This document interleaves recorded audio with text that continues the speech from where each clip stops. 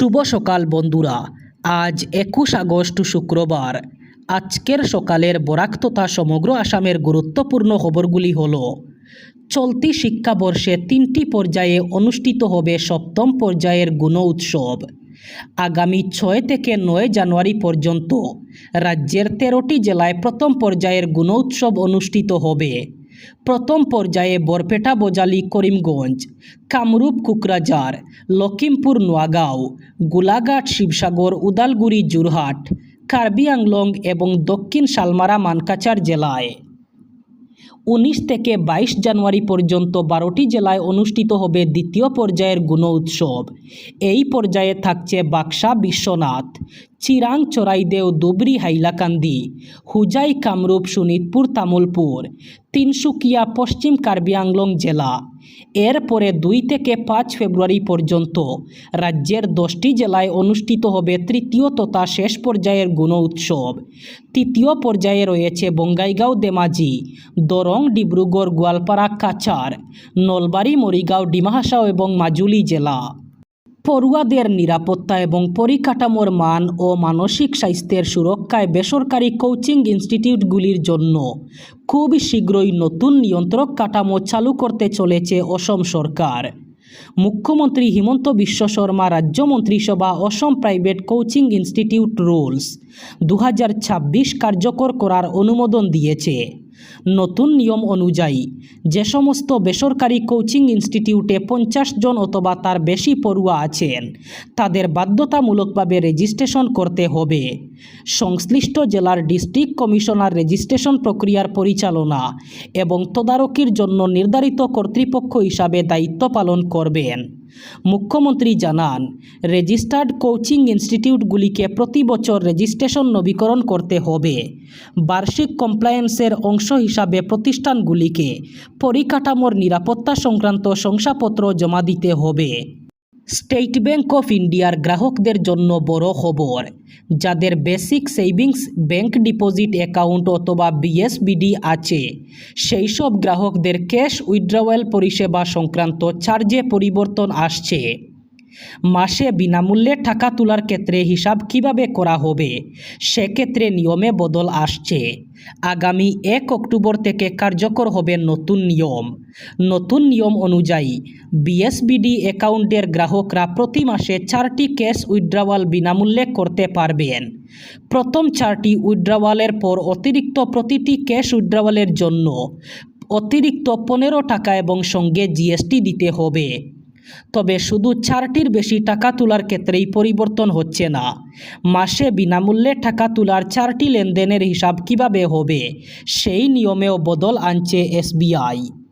সাধারণ মানুষের কাছে সরকারি পরিষেবা আরও সহজে পৌঁছে দিতে অসমের 35টি জেলার ডেপুটি কমিশনার অর্থাৎ ডিসি অফিসকে জনকেন্দ্রিক প্রশাসনিক কেন্দ্রে রূপান্তরের কাজ চলছে বলে জানিয়েছেন মুখ্যমন্ত্রী হিমন্ত বিশ্ব শর্মা। গৌহাটিতে কামরূপ মেট্রোপলিটন জেলার ইন্টিগ্রেটেড ডিসি অফিসের উদ্বোধনের পর তিনি এই কথা বলেন। মুখ্যমন্ত্রী বলেন, জেলা প্রশাসকের সাধারণ মানুষের প্রয়োজনের প্রতি আরও সংবেদনশীল করে তোলাই সরকারের লক্ষ্য।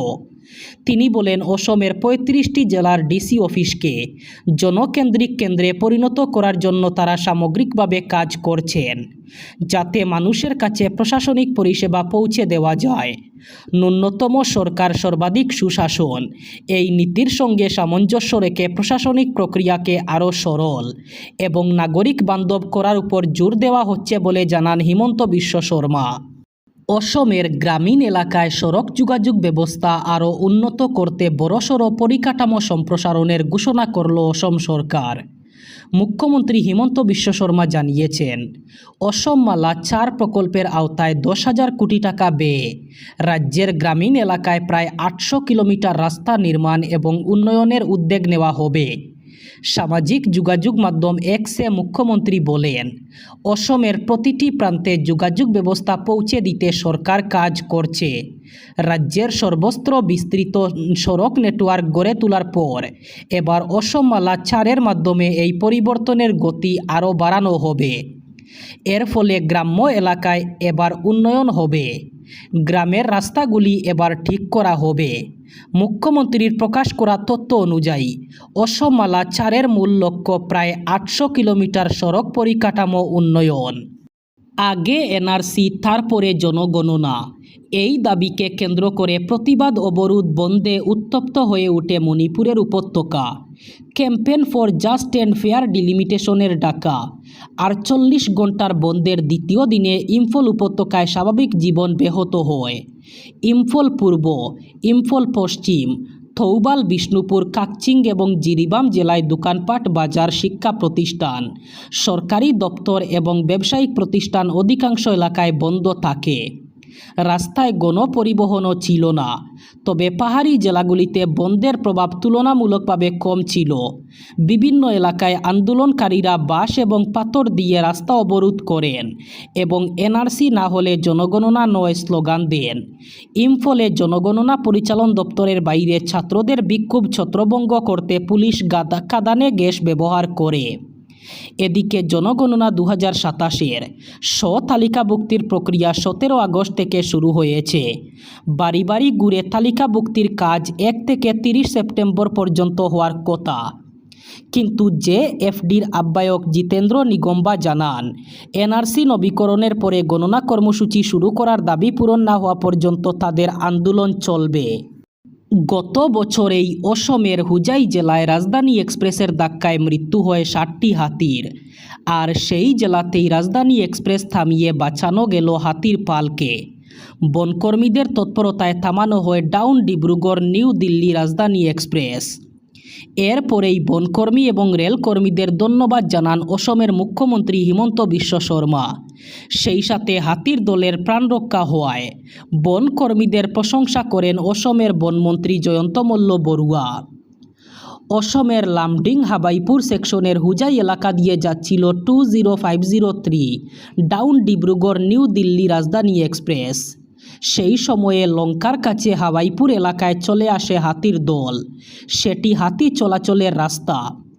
ওই করিডোরে হাতির পালকে আসতে দেখেই ট্রেনটিকে সময়মতো থামিয়ে দেন বন দপ্তরের কর্মীরা। তৎপর হয়ে ওঠেন রেলের কর্মী এবং রাজধানীর চালকও। তাদের এই পদক্ষেপ করার ফলে হাতির পালটি সুরক্ষিতভাবে রেললাইন পার হয়। তারপরে আবার ট্রেন চলাচল শুরু হয়। মধ্যপ্রাচ্যে উত্তেজনা যেন কমছেই না। ইরানের সঙ্গে এবার সব রকম ব্যবসা বাণিজ্য এবং আর্থিক লেনদেন অনির্দিষ্টকালের জন্য বন্ধ ঘোষণা করল সংযুক্ত আরব আমিরশাহী অথবা ইউএই।